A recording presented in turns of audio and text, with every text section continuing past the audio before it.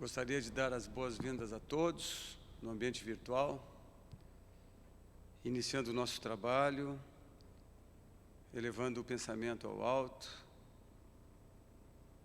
os nossos sentimentos, em gratidão pela experiência carnal, pelos aprendizados, pela oportunidade do estudo, pela oportunidade de termos laboratório evolutivo na encarnação, que tenhamos as bênçãos do Pai nesse nosso momento, nesse nosso encontro. Faço parte da equipe de trabalhadores da casa que tem como compromisso a divulgação da boa prática do Evangelho no lar, como prática de asepsia, como prática pedagógica, de aprendizado, de elevação do ambiente individual e do ambiente familiar, do ambiente coletivo.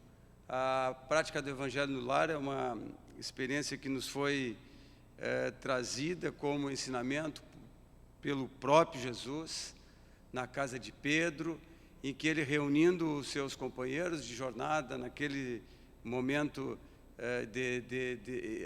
em percebendo os turbilhões de pensamentos estúrdios, ele os juntou em volta de uma mesa, em volta da mesa da casa de Pedro, e ali ele ensinou a eles e a nós, portanto, a potência dessa experiência no que diz respeito ao conteúdo pedagógico e como estratégia de elevação de todo o processo vibratório da casa. Ou seja, a partir daquela experiência, eles nos mostram que as mudanças no mundo, elas começam em nossos corações, em nossos lares, como células de transformação, como células de contribuição para que se proceda uma elevação em toda a psicosfera do planeta. Então, com este significado, nosso querido Divaldo nos ensina, reproduzindo os ensinamentos de Jesus, que a prática do Evangelho no lar, que é a prática da oração no ambiente coletivo, ela, de certa forma, ela é a única, de certa forma não, a prática do Evangelho no lar é a única forma de harmonização no nosso ambiente doméstico, porque ela une os corações, os pensamentos e os projeta para um espaço mental e espiritual mais sadio, onde as companhias de orientação serão mais eficazes em nos influenciar para as boas construções e para a realização do Evangelho em nossos corações. Então, não há uma formalidade maior. É importante que, no mínimo, uma vez por semana, estejamos juntos com aqueles mais próximos na convivência doméstica e que ali se iniciará um encontro com uma oração, se fará uma leitura edificante. Nós sugerimos a leitura do Evangelho, mas qualquer obra que eleve o nosso pensamento a um espaço de maior elevação, e a partir daí uma pequena reflexão, encerrando com uma oração. E isso nos trará efetivamente a presença de espíritos que estão comprometidos com o nosso processo de edificação e que nos auxiliarão nesse processo. Então, isso é necessário que se faça no mínimo uma vez por semana, sem prejuízo que em situações de maior necessidade se possa repetir a experiência, mas é importante que tenhamos compromisso com a espiritualidade que se organiza para estar conosco nesses momentos. O nosso Evangelho de hoje, para reflexão, ele está no capítulo, registrado no Evangelho no capítulo 5, Bem-aventurados os aflitos, item 28. O capítulo 5 começa com duas citações semelhantes feitas por Mateus, capítulo 5, versículos 4, 6 e 10, e com Lucas, capítulo 6, versículos 24 e 25, do Novo Testamento. E na referência de Mateus, nós temos o seguinte: bem-aventurados os que choram, pois que serão consolados. Bem-aventurados os famintos e os sequiosos de justiça, pois que serão saciados. Bem-aventurados os que sofrem perseguição pela justiça, pois que é deles o reino dos céus. E o item 28 é o item que trata da eutanásia e inicia com uma pergunta: será lícito abreviar a vida de um doente que sofra sem esperar a cura? Item 28. O homem está agonizante, presa de cruéis sofrimentos. Sabe-se que o seu estado é desesperador. Será lícito pouparem-se-lhe alguns instantes de angústias, apressando-se-lhe o fim? Resposta inicia com duas perguntas. A primeira das perguntas, que fazem parte da resposta que é dada a esse questionamento: quem vos daria o direito de pré-julgar os desígnios de Deus? Não pode ele conduzir o homem até a borda do fosso, para daí o retirar, a fim de fazê-lo voltar a si e alimentar ideias diversas das que tinha? Ainda que haja chegado ao último extremo, o moribundo, ninguém pode afirmar com segurança que ele haja soado a hora derradeira. A ciência não se terá enganado nunca em suas previsões. É uma pergunta. A ciência não se terá enganado nunca em suas previsões? Sei bem haver casos que se podem, com razão, considerar desesperadores.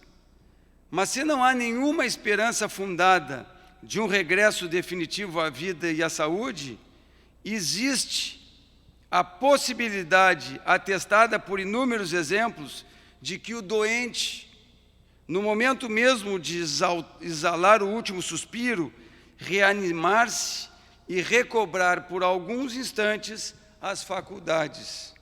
Pois bem, essa hora de graça que lhe é concedida pode ser-lhe de grande importância. Desconheceis as reflexões que o Espírito poderá fazer nas convulsões da agonia e quantos tormentos lhe pode poupar um relâmpago de arrependimento. O materialista, que apenas vê o corpo e nenhuma conta tem a alma, é inapto a compreender essas coisas. O espírita, porém, que já sabe o que se passa no além-túmulo, conhece o valor de um último pensamento. E conclui: minorai os derradeiros sofrimentos, quando puderes, mas guardai-vos de abreviar a vida, ainda que de um minuto, porque esse minuto pode evitar muitas lágrimas no futuro. São Luís, Paris, 1860. O que nós podemos retirar dessas lições? Uma vida em uma encarnação centenária ou quase centenária pode valer por um segundo final, numa eventual possibilidade de percepção do espírito, de equívocos praticados ou na prática de um perdão, que pode significar um ato unilateral daquele espírito, quando da experiência do arrependimento. Portanto, nós podemos dizer que muitas vezes um espaço enorme aos nossos olhos limitados de uma vida na existência pode valer por um segundo na finalização daquela encarnação. Portanto, o momento do desencarne cabe ao Criador.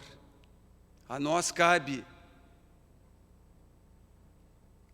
vivermos a nossa vida da melhor forma possível até o momento da escolha feita pelo Criador.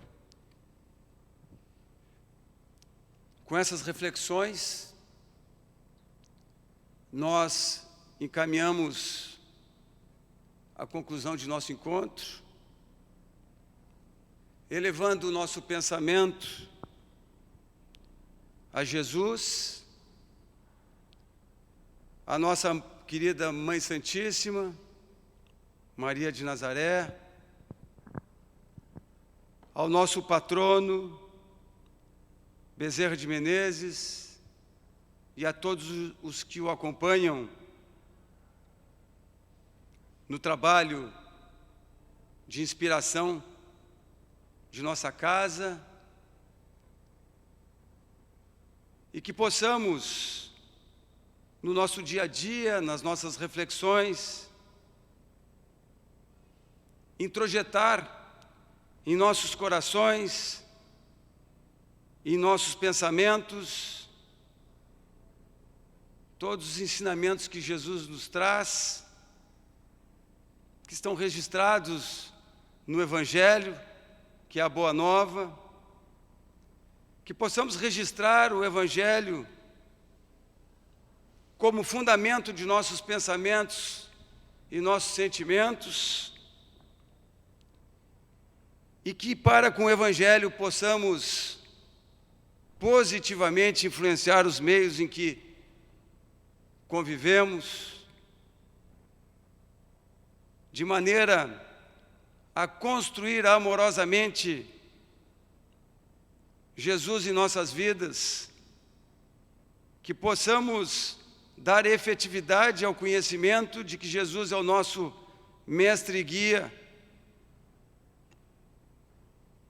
e que possamos espalhar todas as energias benfazejas que recebemos nesses contatos, através de nossas orações, da prática do Evangelho e da prática da melhor das orações, como nos ensina o Livro dos Espíritos, que é aquela que se traduz em boas ações.